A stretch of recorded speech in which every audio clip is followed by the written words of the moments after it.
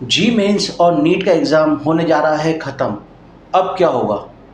आज इसी के ऊपर हम लोग चर्चा करेंगे। Hi, my self Dheeraj Suman, director of DSM classes Kota, preparing student for IIT and medical exams.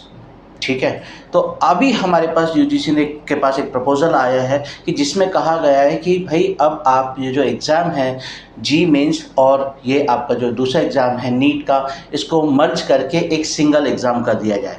उस एग्ज़ाम का नाम होगा CUET। अभी ये प्रपोजल है कि इसको कर दिया जाए। इससे बेनिफिट क्या होगा?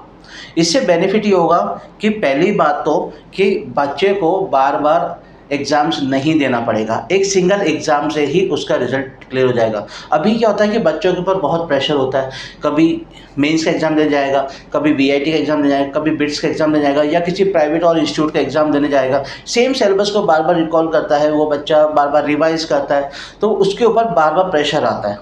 अब उस प्रेशर को ख़त्म करने के लिए एक सिंगल एग्ज़ाम आ जाएगा, CUET। ठीक है, अब इससे बेनिफिट क्या होगा? देखिए, बेनिफिट सबसे पहले बात अगर हम यहाँ पे बात करें कि बेनिफिट हमारा क्या होगा, तो सबसे पहला बेनिफिट तो ये हमारा होगा कि अब हमें बार बार एग्ज़ाम नहीं देना पड़ेगा।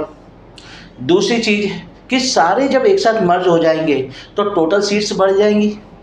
टोटल सीट्स बढ़ जाएंगी तो ज़्यादा बच्चों को एडमिशन मिल पाएगा। और इस वाले एग्ज़ाम में आपको एक एग्ज़ाम देने से सारा काम हो जाएगा। मगर ध्यान रखिए, अपनी हेल्थ का पूरा ध्यान रखना पड़ेगा, क्योंकि साल में एक बार ये एग्ज़ाम होगा।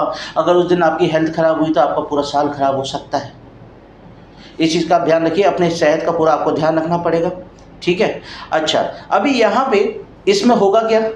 भाई जैसे मान लीजिए आप कहते हो कि सर मैं तो मेडिकल का स्टूडेंट हूँ, दूसरा कहता है सर मैं तो इंजीनियरिंग का स्टूडेंट हूँ, तो इसमें मार्किंग किस तरह से होगी? भैया ऐसा है कि जो आपके रेलेवेंट सब्जेक्ट्स हैं, जैसे आपका अगर आप इंजीनियरिंग कर रहे हैं तो आपका रेलेवेंट सब्जेक्ट क्या हो गया? Physics chemistry maths. जो मेडिकल की प्रिपरेशन कर रहा है उसका रेलेवेंट सब्जेक्ट क्या हो गया? Physics chemistry biology.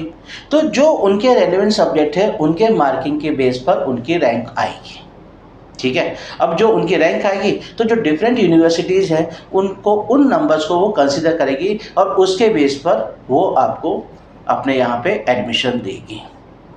ये बात समझ में आई आपको? ठीक है, अब अगली बात हम करें कि इस CBSE marks consider, definitely possible यही है कि इसमें CBSE के मार्क्स कंसिडर किए जाएंगे और CBSE के मार्क्स अब इम्पोर्टेंस बढ़ जाएगी उनकी, क्योंकि इनका CBSE के मार्क्स का इसमें वेटेज होगा।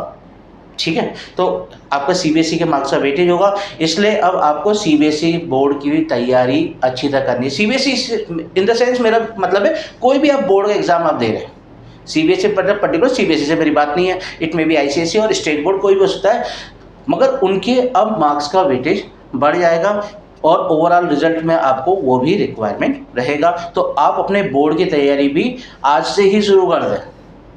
ठीक है, चलिए अगली बात जो है, what about the JEE advance? देखिए, जी एडवांस का ऑलरेडी एग्जाम लेवल बहुत हाई है, इसलिए उसको इसमें कंसिडर नहीं किया जाएगा। ये केवल उन एग्जाम्स को मर्ज करेगा जो आपके ऑब्जेक्टिव बेस्ड एग्जाम्स हैं। जबकि आप जानते हैं कि एडवांस में क्या होता है, आपका इंटीजर टाइप भी आता है, कॉम्प्रिहेंशन भी आता है, मैट्रिक्स मैच कॉलम भी आता है, more than one correct option भी आता है, सारे आते हैं। तो उसका लेवल ऑलरेडी इससे बहुत हायर है, तो इस जी एडवांस के एग्जाम को इससे बाहर रखा जाएगा।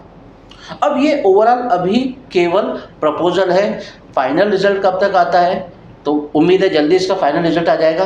तो बने रहिए और आगे की न्यूज़ में आपको अपडेट करता रहूँगा। तब तक टिल देन बाय, और हमारे चैनल को सब्सक्राइब, लाइक, शेयर जरूर करें। Okay, then bye.